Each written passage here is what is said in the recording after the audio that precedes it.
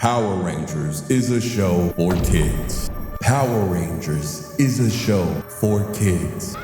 Power Rangers is a show for, oh my god, did he just grab a handful of nuts? Yeah, Power Rangers is a show that we grew up with loving as kids, but it can tackle some serious and dark moments. But since y'all loved my Ultraman is a kid show video, I decided let's give Power Rangers the same treatment. And for our Super Sentai only watchers, I even added a special one in here for you. So let's start this off with the curse of the Red Time Force Ranger. Wearing these particular Ranger outfits is like wearing the red shirts in Star Trek. You got a high chance of dying. Let's start off with Alex Drake, since when he died, nothing was ever the same. As we see him pull up to Ransack like, hey, stop doing crime. No, I'm gonna keep doing it. And they started getting to scrapping, and Ransack was over here done pulling his bones out and using them as weapons. Boy, like that dude from Naruto. Oh, and he makes sure to make it look extra nasty when he do it too. Pause. Oh, you nasty bitch. But even though my boy Alex was getting sauced about the whole fight, he was able to contain Ransack somehow. And you know, my boy was over here living the good life. He was getting treated like a hero, well respected. He had a good team around him, and he even did something that was forbidden in all anime romances, where he actually confessed his love and proposed to his character on the first episode. Nah, man really done cuffed up the Pink Ranger off rip, then took her off the market. And everything was going real good until the moment when Ransack was just about to be turned into a collectible, he breaks free and starts running amok, about to travel to a time that the Time Force Rangers cannot reach him. And the Rangers is scrambling, they done broke up, looked for clues trying to find this man. Alex done went even up to a helipad thinking man was there. He was done looking around and oh snap, he was there the whole time. And I'm thinking here he about to done diddly finish the big boss off on the first episode. Like, yo, where the rest of the season at? But this is where their earlier altercation done foreshadow what was about to happen next, as man done tried to fight Rek'Sai and was getting sauced. Alex done thought he had him in a stalemate till Rek'Sai done reached into his spine and pull out a bone machete. Oh, and the other Rangers could sense that their leader was getting their butt whooped, so they pulled up, but it was too late, because I done thought things were about to be a hostage situation till I found out it was actually an execution, as man done killed the Red Ranger right in front of his new fiance.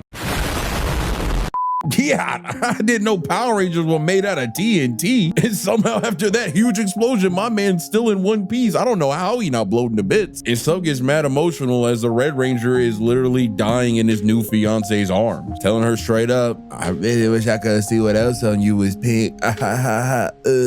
So imagine being a kid watching this Power Ranger season for the first time in episode 1 and seeing the Red Ranger die right in front of you. And yeah, this really set the tone of how Time Force was really doing its own thing this season. And like I said, this is not a one-off thing. You have heard me mention the multiple deaths of the Time Force Red Ranger. So let me take you to the next person who was affected by this curse, a character known as Officer Tate, as he became a Red Ranger after Alex and Wes. And if the name Tate sounds familiar to any Power Ranger fans, that's because it's the same last name as the SPD Blue Ranger, as Officer Tate is his father, who the Blue Ranger idolized and wanted to be a Red Ranger just like him. And technically our man is a SPD Ranger, but he is rocking the Time Force suit because of budgetary reasons, and for that he gotta die, as he has a heroic death as he done saved a whole bunch of people from a monster attack, leaving our boy Sky without a father, trying to climb through the ranks to where he could eventually be a Red Ranger just like his dad, just to get stuck with Blue. But the worst thing is that he didn't know what the heroic feat his dad did. He didn't know who defeated him and destroyed him. Well, walks in an episode known as Reflection, where we find out that this mad lad known as Murloc, the twisted man he is, forces Sky to tell him the saddest story in his life, which being his father dying, just so he could make him cry and use his teardrop as a reflection to escape. Yeah, Power Ranger SPD crazy like that. And the thing is, Doggy Kruger knew this guy killed his father and didn't let boy know beforehand, and when he found out,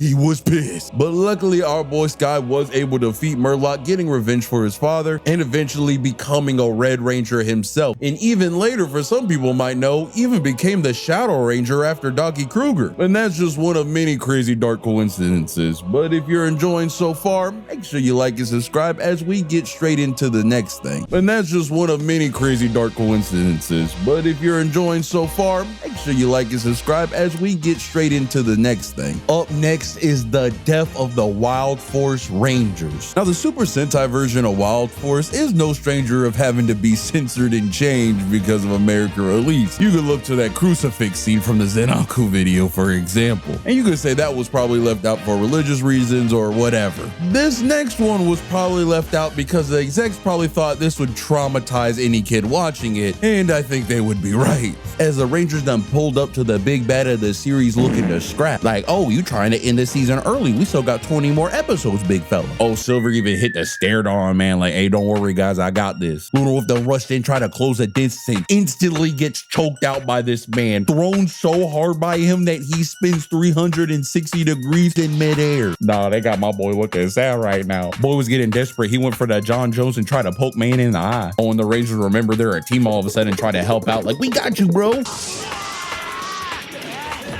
Nah, he got him looking crazy. I ain't never seen the Rangers so pressed they done had to pull up their final move in the first 2 seconds. Boys done swung that thing so hard on boy and... Oh, Jinkies? Did this man just parry that? Wait a minute, was that always an option? Could any monster do that and they just did it? Or is this man just different? Oh no, when the final Dark Souls boss can parry your attacks too, it's GG's. Nah, team knocked down, Shark Boy got back up, pissed. He done dashed in thinking he about to finish the guy off himself. He done came in. Denied. The boss grabbed him by the face and oh my God, I done seen this pose before. Oh no way, man, hit the Kamen Rider build menace mode pose. It is donezo. We will see you at the cast reunion special. And when I tell you he kills the Blue Ranger, I mean he sizzles this man alive. Done dropped the toaster in the bath on man. And the worst part is, this is how the episode ends. I mean, just imagine being a kid, loving the Power Rangers so much. You turn it on and you see this and you gotta wait a whole nother week to know what happens. How they would have had us Americans traumatized. And keep imagining that you did wait that week for that new episode to come out, and the first thing you see are the Power Rangers mourning over their friend's dead body. Oh, and they're pissed. Yellow and Black one were like, yo, we'll handle him next. I would have been screaming to the TV like, no, don't do it. Them two done dashed in, didn't do dang diddly squat, and got 2 Shidoris to the gut. Oh, nah, the Rangers done dropping like flies, and the White Ranger done think she was about to make a difference. Maybe my new power will work. Stop the madness, please. And bro, the Red and Silver Ranger were like, yo, we gotta avenge our friends, my boy. I would have hit a Yui so quick, gotta regroup or something. But by a miracle, Mufasa Jesus done popped out of nowhere. Yo, bros, y'all not winning this. Saving their lives. And I'm just saying, boy could have stepped in maybe a little sooner. As the other 4 Rangers were done sent to the Shadow Realm, literally having to crawl their way back out to life. Which luckily, of course, they all do come back. But still, if I was a kid seeing this for the first time, it would have been a roller coaster ride for me. That's the thing I love about Power Rangers. You never know what to expect. One episode, it could be them just goofing around. The next, it could be tackling some real serious stuff. But if we're going to talk about dark and crazy moments from Power Rangers, it would feel criminal not to mention Power Rangers in space in its entirety. I mean, this thing done gave us the Psycho Rangers. These characters alone deserve a video about them, which is why I made 2 of them, in fact. But even they just scratched the surface of how dark and serious this season was. From crazy reveals and twists from villains that actually had layers to them just to get the Nebula treatment. Bro, one villain even hit the Pearl Harbor on Dark Spectre, the embodiment of darkness. One of the craziest moments for any Power Ranger fan has to be actually one of the most impactful in the Power Rangers timeline, that being Zordon's sacrifice. In Power Rangers in Space 2-part ending, Chromika is starting to really wild out. Her proclaiming herself as the greatest evil has all the other major villains from all the other Power Ranger series to pop out and show out in an all-out war across the galaxy. And bro, when I tell you the butt whoopings that were getting handed out were so bad, Rangers that weren't even part of the series were getting their butt whooped. Man, they done brought the Alien Rangers back just to get jumped. The Gold Zeo Ranger was done by himself. They was done playing leapfrog with his body. Bro, not even the non-Ranger participants were getting done dirty. And amidst all this chaos, Chronicle was able to kidnap Zordon, draining him of his power. It appears you're almost out of energy. Soon you'll be gone forever. You too, Clanker. That's gotta be racist. There's no way. And man, they really have the Space Rangers in distress. My boy Zach was even over here doing drive-bys in space. He was so down bad. And the Space Rangers were having to fight a Chex Mix of minions. They was getting whooped so bad they had a demorph for the rest of the episode. And when I tell you this two-part ending was feeling so hopeless for the Rangers, Kronika even had the people turning on the Rangers, having them blame the Rangers for everything and say they need to turn themselves in. And when she done arrive saying, yo, we turn the Rangers in and I might just spare you, the people done thought about it for a second, but then the hope done came back and we get one of the most iconic Power Rangers scenes with everyone stepping up saying, I'm a Ranger, I'm a Ranger. Boy, little me was over here about to shed a tear. I was screaming through the TV, I'm a Ranger too. But Shouty done called everyone's bluff and said, all right, bet that done kill them all. Boy, the Rangers had to jump out of hiding quick like, nah, we'll fight you, we fight you, it's good. But through all that, Antros actually snuck up onto her ship and met with Zordon, and they had a heart-to-heart talk on trying to figure out how they were going to defeat all the evil going around. And Zordon tells him straight up, yo, bro, you gonna have to kill me. Yo, Zordon, chill, what are you talking about? Nah, bro, you gonna have to grab that blade and bust this thing open like a fish tank. I ain't gonna cap with you, bro. I'm gonna have to die. But why? Well, if you kill me, all my good energy is gonna just spray all over everybody and I'll save the day